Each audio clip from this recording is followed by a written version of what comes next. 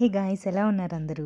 రీసెంట్‌గా నేను సంగారెడ్డి జిల్లా రుద్రారం శివారులో ఉన్న గణేష్ గడ్డ శ్రీ సిద్ధి వినాయక దేవాలయానికి వెళ్ళాననమాట.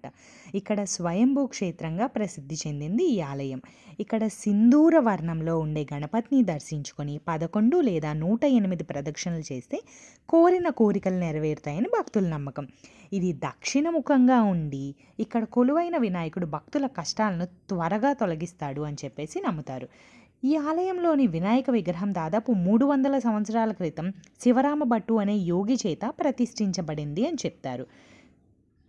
ఒకానొక సమయంలో మకాందాస్ అనే భక్తుడు గుర్రంపై వెళ్తుండగా ఈ ప్రాంతంలో గుర్రం హఠాత్తుగా ఆగిపోయిందంట. అప్పుడు అతనికి ఇక్కడ స్వామివారి ఉనికి తెలిసి గణేశుడి ఆజ్ఞ మేరకు ఈ ఆలయాన్ని నిర్మించారు అని స్థల పురాణం చెప్తుంది. సాధారణంగా దక్షిణ భారతదేశంలో నల్లరాతి విగ్రహాలు ఉంటాయి, కానీ ఇక్కడ సింధూర వర్ణంలో ఉండడం, దక్షిణముఖంగా ఉండడం చాలా ప్రత్యేకత. సంకటహార చతుర్థికి, వినాయక చవితికి, నవరాత్రులకి మరియు మహాశివరాత్రి ఉత్సవాలు ఇక్కడ చాలా వైభవంగా జరుగుతాయి.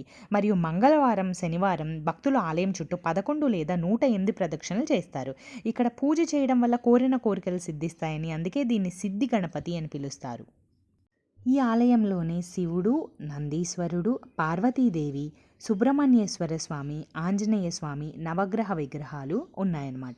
ఇక్కడ హోమం కూడా జరుపుతూ ఉంటారు. ఇక్కడ ఆలయంలో ఈ రావి చెట్టుకి ముడుపు కట్టి ఏమన్నా అనుకుంటే ఆ కోరిక నెరవేరుతుంది అని నమ్ముతారనమాట. అక్కడ నాగ విగ్రహం ఉంది కదా, అక్కడ కూడా పూజలు చేస్తూ ఉంటారు. నిత్య అన్నదానం ఉంది అనమాట ఇక్కడ.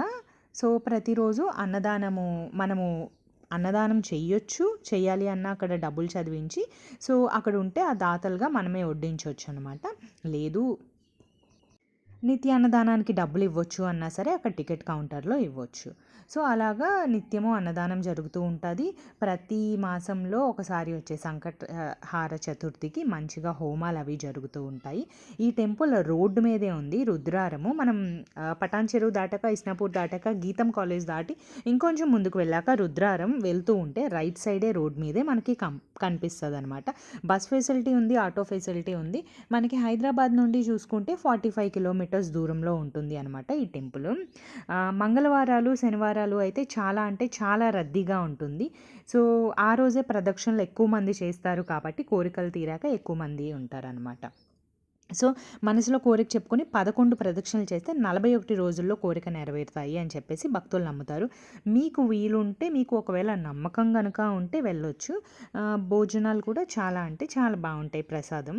సో అక్కడ పులిహోర, లడ్డు అనమాట ప్రసాదము. మన ఓన్ ట్రాన్స్పోర్ట్లో వెళ్ళిన స్పేస్ అయితే చాలా ఉంది పార్కింగ్ గురించి భయపడాల్సిన అవసరం లేదు. That's it for